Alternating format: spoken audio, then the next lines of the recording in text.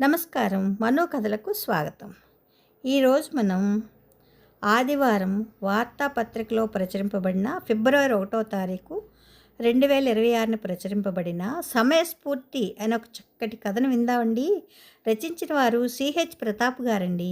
కథ భలే ఉందండి. ఇక కథలోకి వెళ్తున్నానండి.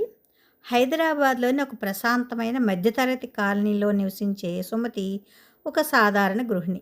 కానీ ఆమెకు లోకజ్ఞానం, సామాజిక స్పృహ ఎక్కువే. ఒకరోజు మధ్యాహ్నం ఇంటి పనులన్నీ ముగించుకుని విశ్రాంతి తీసుకుంటుండగా ఆమె ఫోన్కు ఒక తెలియని నెంబర్ నుండి కాల్ వచ్చింది.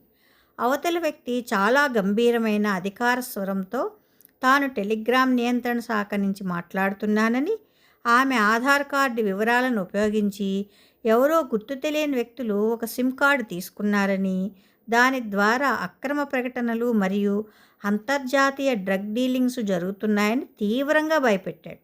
ఆ మాటలు వినగానే ఒక్కసారిగా సుమతికి గుండె ఆగినంత పనైంది. ఒళ్ళంతా చెమటలు పట్టాయి.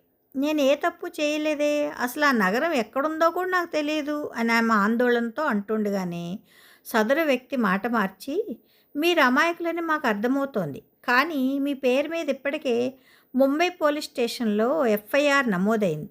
ఈ కేసు తీవ్రత దృష్ట్యా ఇప్పుడు మిమ్మల్ని నేరుగా సిబిఐ ఉన్నతాధికారికి కనెక్ట్ చేస్తాను. అప్పటి వరకు లైన్లోనే ఉండండి అని హెచ్చరిస్తూ ఆమెను మానసికంగా ఒత్తిడిలోకి నెట్టాడు. వెంటనే ఆమె వాట్సాప్కు ఒక వీడియో కాల్ వచ్చింది. సుమతి ఫోన్ ఎత్తగానే అవతలి వ్యక్తి పోలీసు యూనిఫామ్లో కనిపించాడు. అతని వెనుక ఉన్న గోడపై స్పష్టంగా సిబిఐ లోగో, భారత ప్రభుత్వ చిహ్నాలు కనిపించడంతో నిజమేనని నమ్మి నిశ్చేష్టురాలయ్యింది. అతను ఆమె కళ్ళల్లోకి తీక్షణంగా చూస్తూ ఆమెను ఇప్పుడు డిజిటల్ అరెస్ట్ చేస్తున్నామని, విచారణ పూర్తయ్యే వరకు ఫోన్ కట్ చేయకూడదని, ఈ విషయం ఎవరికైనా చెప్తే దేశద్రోహం కింద ఆమె కుటుంబం మొత్తం ఇబ్బందుల్లో పడుతుందని భయంకరంగా హెచ్చరించాడు. సుమతి మొదట విపరీతంగా కంగారుపడి వణికిపోయినా తనలోని వివేకాన్ని త్వరగానే కూడగట్టుకుని నిశితంగా గమనించడం మొదలుపెట్టింది. ఆమె గమనించిన మొదటి అనుమానాస్పద విషయం ఏమిటంటే, ఆ అధికారి మాట్లాడుతున్నప్పుడు అతని కదలికలకు, వెనక ఉన్న వస్తువులకు పొంతం లేకుండా కొంచెం అస్పష్టంగా, అంటే వర్చువల్ బ్యాక్గ్రౌండ్ లేదా ఏఐ సాంకేతికతతో సృష్టించినట్లున్నాయి. పైగా భారత ప్రభుత్వం కానీ, దర్యాప్తు సంస్థలు కానీ ఎప్పుడూ వీడియోలో కాల్ చేసి ఇలాంటి అరెస్టులు లేదా విచారణలు చేయలేవని, అది చట్టవిరుద్ధమని ఆమె గతంలో ఒక వార్తాపత్రికలో చదివిన విషయం గుర్తుకు వచ్చింది. ఆ సందేహంతోనే ఆమె ఎంతో చాకచక్యంగా వ్యవహరించి తన ఫోన్ను మ్యూట్ చేయకుండానే అవతలి వ్యక్తికి అనుమానం రాకుండా పక్కనే సోఫాలో ఉన్న తన ట్యాబ్లెట్ని మెల్లగా తీసుకొని తనకు వచ్చిన ఫోన్ నెంబర్ను ఇంటర్నెట్లో సెర్చ్ చేసింది. సెర్చ్ రిజల్ట్స్ రాగానే ఆమె ఊహ నిజమైంది. అదొక ప్రమాదకరమైన అంతర్జాతీయ స్కామ్ అని. అప్పటికే అనేక మంది ఇలాగే మోసపోయారని పలు వెబ్సైట్లు, సైబర్ క్రైమ్ హెచ్చరికలు ఆమె కళ్ళ ముందు ప్రత్యక్షమయ్యాయి. సుమతి ధైర్యాన్ని కూడగట్టుకున్న, ఏమాత్రం తడబడకుండా గొంతులో గాంభీర్యాన్ని నింపుకొని, సార్, మీరు చెబుతున్నదంతా విన్నాను. అయితే మాది చిన్న కుటుంబం, ఇలాంటి విషయాల్లో మాకు అవగాహన తక్కువ.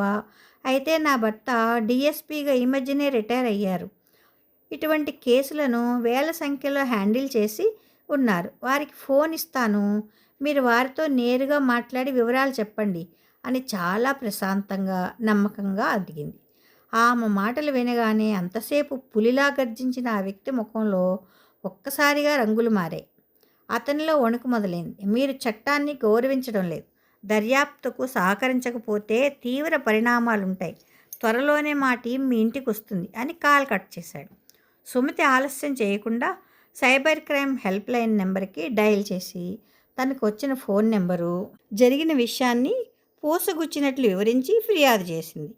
భయం మనల్ని బలహీనులను చేస్తుంది, కానీ ఆపదలో ఉన్నప్పుడు చేసే ఆలోచన, సమయస్ఫూర్తి మనల్ని రక్షిస్తాయని ఆ రోజు సుమతి నిరూపించింది.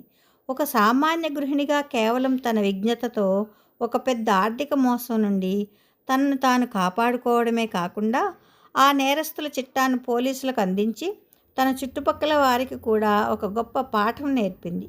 ఈ ఘటనతో కాలనీలో అందరూ సుమతి ధైర్యాన్ని అభినందించడమే కాకుండా సైబర్ నేరాల పట్ల అప్రమత్తంగా ఉండటం ఎంత ముఖ్యమో తెలుసుకున్నారు. కథ సమాప్తం.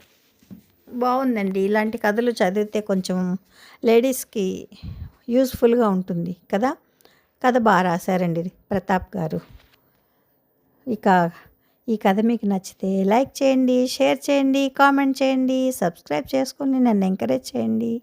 ఉంటానండి. ప్రేమతో మీ మను.